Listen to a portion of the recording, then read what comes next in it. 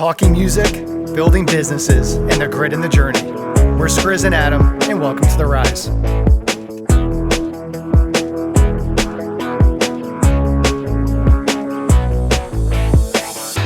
Is Skrizz and Adam with The Rise. I am very excited to say we have a wonderful guest today.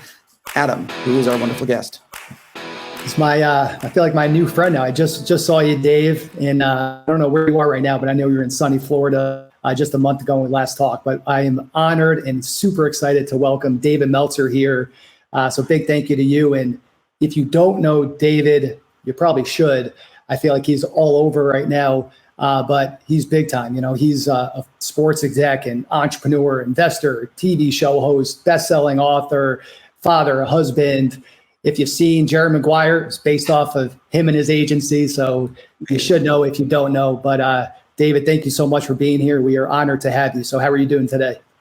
Fantastic. Great to be here and just building more friends like you two, people who really are out there trying to help people or know people that can help people. And I know that's a simple philosophy, and maybe I'm a little bit older and a little bit more traditional, although I use non-traditional means in which to amplify that message. It comes down to providing value. And there's two things that you guys do. And one of the reasons I wanted to be here is it's a community of people that give people more of what they like and take away some of what they don't like. And I, throughout my years, have tried to simplify the modalities, the methodologies, mechanisms to help people truly be happy. And in my opinion, if you make a lot of money, help a lot of people, and have a lot of fun, I haven't met anyone with those three things in their lives that isn't happy. I love it. It's that simple. And I feel like the happiness thing is something that we all know we should want, and we're all kind of chasing that. It's kind of like the lifelong journey that we all have. But one thing, you know, I feel like it's a problem with really every generation, but especially Gen Z. Like mental health is the biggest thing. And I was just at a cafe, and I'm in Florence right now, and these three young people that are all studying abroad, they're having a great time, or they're trying to have a great time. And they were talking about how they were in Tuscany. Everything was amazing, but they were so depressed because they're like, I'm not happy right now. So Dave, what's your advice? You've been through everything. Your story's phenomenal. You've had highs, but you've also had lows. So how do you help young people, or just people in general, find happiness? We got to change the way that you look at things. And one of the things that I do is I use time as a dependent variable of how we look at things. What do I mean by that? Number one, the past. A lot of times people are defining their happiness by giving meaning to the setbacks, failures, mistakes, the defining moments, historical references, snapshots of the past. And we see this in social media all the time. People take snapshots of the past, either to separate themselves as superior or to separate others as inferior. And so if I can teach people that the only limitation of your past, the pain, setbacks, failures, successes, defining moments, historical references, snapshots, is the meaning you give it. And so I teach people to give a meaning aligned with what you're doing today in the trajectory of what you think you want in the future. Okay. And then before I get with the practices of today in order to incorporate abundance and making money, helping people and having fun, being passionate, purposeful, and profitable, being happy, I also talk about then the future. And so the past is defined and infinite in its manner, but it's the meaning you give it that's so important, aligned with where you want to be in the future. And then what I do to the future to young people is I say, look, the only limitation of the future is your self-image, right? You'll never overachieve your own self-image. So let me help you change your mindset with faith and hope and happiness in order to facilitate a bigger picture for you, a greater self-image of yourself, a more confident, coincidental, circumstantial future that's based off of the attention that you're giving today and the intention that you're giving today. Once I can help them frame the past and the future, now it's just a matter of practice of teaching them, hey, let's look at what you want today, what you say today, what you think today, what you believe today, what you feel today, giving it the meaning aligned with that, as well as the trajectory of where you think you want to be in the future or better. And this construct which incorporates a bunch of exercises, guides, and my books, which I give for free. I'll be happy to give for free for everyone in your community. I'll sign them, send them, pay for shipping. Just my email's right there, david@dmeltzer.com. But when I can get them to work within the conscious continuum by utilizing time as the dependent variable, then we have a framework. We also have a structure to create something that's reliable and full of faith and inspiration to get us to where we want to be or better. Love it. What I really like about what you're saying there and what you talk about in your books too, like I just finished your book, Game Time Decision Making, and I loved your concept around 25 no's, because if you just think about that, it's like, I can't wait to get that first no, second no, third no. If you knew that 25th no or the 26th was going to be the exact yes that you're going for. And so a lot of what you talk about is shifting the mindset. And one of the things I was always taught at a young age was like, dream big and go for big. But I thought everybody was like that. Like I wanted to be a professional athlete, then owner of a sports team. Like I always had these ridiculous dreams. I love it. But I always thought everybody was like that. But I found that a lot of people don't have those big dreams. So how do you help, Dave, people shift their focus to stop thinking small and start thinking about what could be possible, if anything could be possible? Mm-hmm. Well, it starts with believing one thing. And the only reason I believe this, and it's not religious, it's not spiritual, it's not philosophical or theoretical, although people apply religion and philosophy, theory, and spirituality to it. I think the best option for all of us is to believe that there's something bigger than us, an omniscient, all-powerful, all-knowing source, a system that's unified and abundant in its nature in thought. And if we believe there's something bigger than us that knows everything and it loves us more than our mom. Now, when I told you this is a best option, it's because nobody's ever come up with a better option to base your life off of. For sure. And so for me, if I can get people to have that faith, then they're always protected and promoted. Then they start understanding abundance. They start thinking bigger and bigger and bigger. I, like you, Adam, I grew up, I could do whatever I wanted. I wanted to be a professional athlete. I wanted to own a team. Luckily, I have owned a minority interest in a team, or be a sports agent. And I ended up doing that. So, you reach up there, you never know what happened. Unfortunately, your skills and your knowledge are your basement. My basement was far too low when it came to being an athlete, but I had a great delta at least. But more importantly, if we can get people to have faith in something bigger than them, that protects and that promotes them, then everything that happens is like a hot stove. What do I mean by that? If you were 3 years old like me and you went to put your hand in a fire or on the hot stove, and if your mom, Adam, I'm sure you have a Jewish mom like mine, they don't really hit you a lot. But if your mom saw you reach for the stove, she would scream at you and hit the back of your hand, no.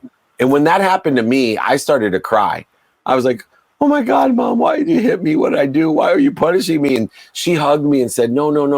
You don't know what the stove's going to do to you. I'm protecting you. I'm promoting you. So for me, when I didn't become a professional athlete, when I got the 25 no's for the girl that I wanted to marry, when I didn't get the deal, I didn't get into Stanford Law School, all the punishments in my life, because I gained faith, I realized that I'm being protected and promoted, that I was much better going to Tulane Law School.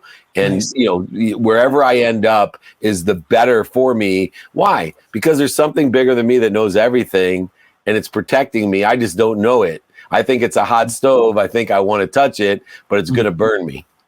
For sure.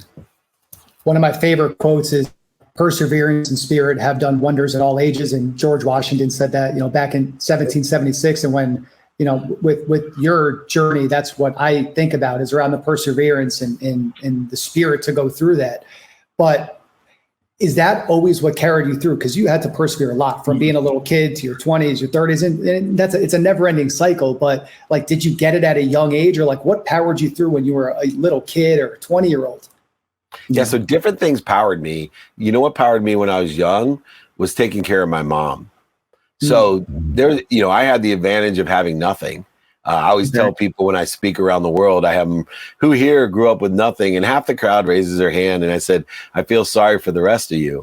That's because great. I know what it has, man. That's what created, the consistent, persistent pursuit of my potential is I wanted to buy my mom a house. I wanted to buy her a car, and so that drove me. Then what drove me was insecurity through my 20s that, I became a millionaire and I wanted to prove that I was better than all the people that grew up with everything. I wanted to prove it. And the only quantifiable measurement that I had in my life was my bank account. So if I was going to win life, I was going to have more money than you guys. Yeah. Right. And then when I lost everything, I realized that I could win life by helping other people get to where they want to be, their potential. And so the last 17 years, I lost over $100 million, made it back, but I did it the right way by elevating others to elevate myself. So the Dave Meltzer logo of my life, if they're going to build a statue outside of, the Jewish Community Center somewhere, it's going to look like this. It's going to have me reaching back to help everyone get to where they want to be, but also reaching up and asking for help, which was this arm is what was missing when I was young. Because I didn't know how much I needed to ask for help. And I tell people all the time, I get to where I want to be by finding people who are already there and asking them for directions. Even today, I have some of the greatest mentors, biggest billionaires, millionaires, entrepreneurs, celebrities, athletes, entertainers. That's why I built my podcast, was to not only ask for help myself, but have other people listen into the advice. That's great. If you don't mind me asking, you were kind of speaking of a higher power kind of guiding you. At what age in your life did you kind of let that higher power in? And then did it kind of grow over time to taking more? So I was resistant. I was resistant to it. So much to the point when I was younger, one time, my family's very religious. They're very Jewish. My brother's a famous rabbi. My mom was the principal at the San Diego Jewish Academy. My uncle started his own temple. The Meltzer family is well renowned to be very Jewish. Let's just put it that way. I'm impressed. And I was not. I actually told my mom at one time, Mom, I don't believe in God. I did this all myself. My mom said, you're so blessed. You're anointed. God has blessed you. You're protected. You're promoted. I said, I don't believe in God. I did this all myself. And she said, sweetheart. She said, you believe in God. You just believe in the wrong God. And she was telling me that I made money my God.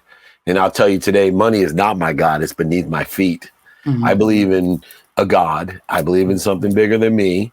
And I believe I don't want to separate myself by religion or conservative, orthodox, whatever, reform, Chabad. I don't care.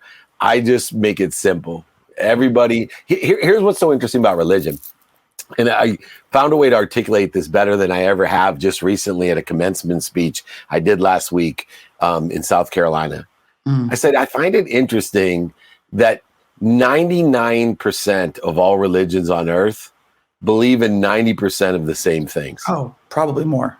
Yeah, right. And right. They all believe there's something bigger than us that loves and protects us and that we're unified.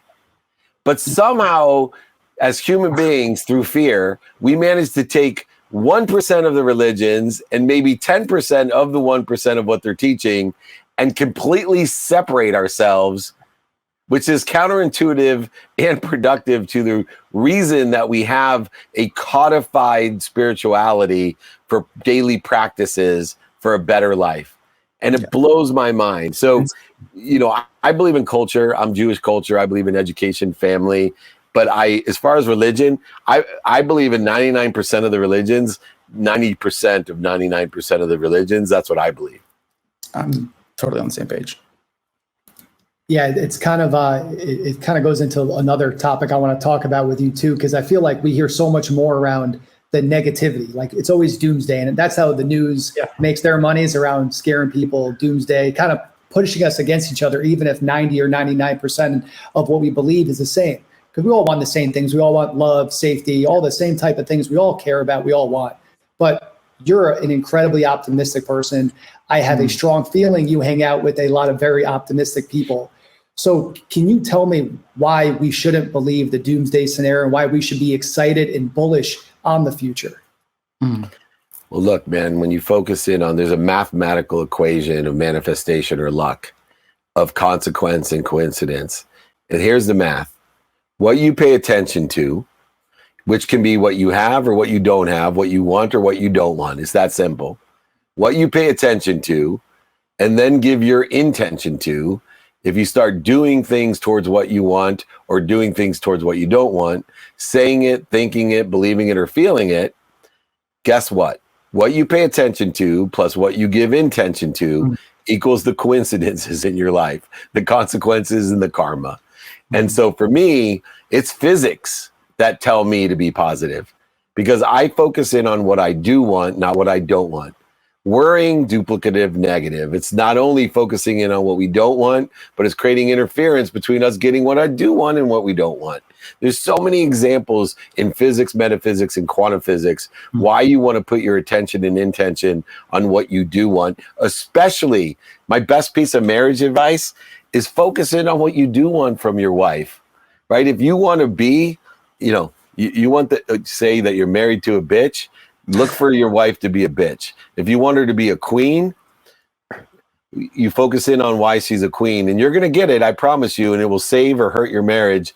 And I've made that transformation in my life. I stopped looking and searching for what I didn't want. Why do you think, the news is so great in America, especially, right? They feed you a whole bunch of anxiety and depression, and then all the commercials are about pills that you take for anything.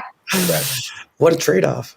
Yeah, it's unbelievable. Smart. I'm a good businessman. I'm a great marketer. I appreciate what they're doing in a marketing sense, but it's extremely disappointing in my life's mission, what they're doing. Yeah, exactly. Absolutely. And I know we're coming up against the clock right now. So, Dave, before we hop off, and I appreciate your offer for your book to our audience, but is there anything, where can they find you? Where can our audience find you to learn more about you? If they want to take advantage of your book, how can they do that? And we'll put all the links and everything in the bio in this episode. But how can they find you, Dave? Well, first of all, 90% of what I do is free, right? Free books, guides, exercises. All you have to do is email me to get any of my free stuff. Just make it ask.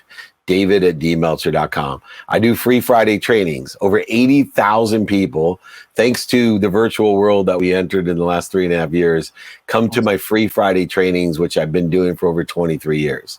I have groups that meet on Monday. I give office hours on Monday. So especially entrepreneur business people, you can join me. You get one-on-one coaching from me every Monday, just like office hours.